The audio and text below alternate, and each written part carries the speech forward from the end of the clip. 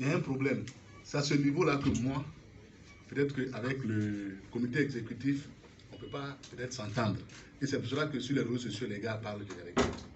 Si tous les clubs me disent, nous on change l'article 41 des statuts. L'article 41 là, on le change. Mettez tout le monde, mettez la cohésion sociale dedans. Moi je vais appliquer ça bêtement. Excusez-moi le terme. On est d'accord? Mais vous-même, vous avez pondu un texte.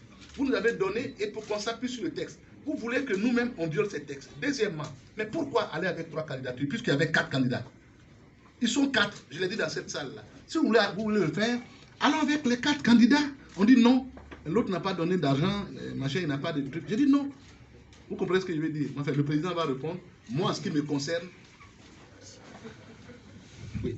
En fait, la question que vous posez pose un problème de droit, un problème de principe. Il y a une commission électorale qui a été élue. Elle a été mise en place par l'Assemblée générale, c'est-à-dire que l'Assemblée générale qui est l'instance suprême et souveraine de la fédération. Ils ont désigné une commission électorale qui a pour rôle d'examiner la recevabilité et la validité de toutes les candidatures. Ce n'est pas le comité exécutif qui a pris une décision de rejet de telle ou telle candidature, c'est cette commission électorale. Donc nous, au niveau du comité exécutif, on n'intervient pas dans ce processus-là.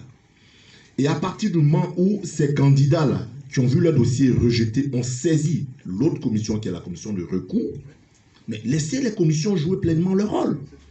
Vous nous demandez aujourd'hui, nous, de partir aux élections avec toutes les candidatures. Ce n'est pas à nous de le dire. Il y a des textes. Il y a des textes.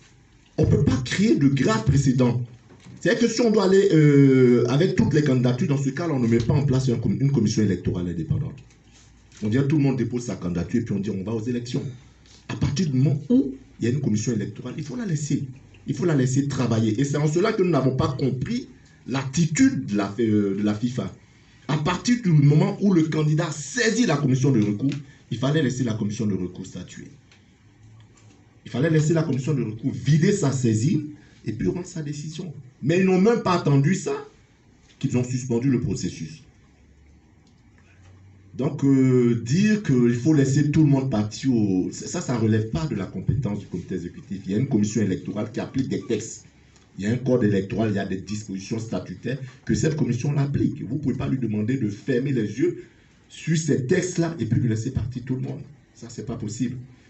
Au niveau même de la FIFA, ils ont des conditions d'éligibilité. Chez eux, là-bas, le double parrainage est interdit. Ils ont éliminé plus d'une fois des candidats qui ne remplissaient pas ces conditions. Donc aujourd'hui, ils ne peuvent pas nous demander, nous, faites l'impasse sur vos textes et puis laissez partir tout le monde. Il y a quelque chose qui ne va pas. Si demain on dit Drogba est candidat à Yopougon, candidature mairie ou bien député, sur mon honneur, je vote pour lui. Nous tous, on l'aime. Nous tous. Moi, je serai le premier à voter pour lui. On dit, voilà un papier, article 41, tu es candidat, non? Voilà. Mais nous, on regarde, voilà. Si tu n'es pas dans voilà, on ne te prend pas. Tout simplement, frère. Voilà. Ok. Nous venons de faire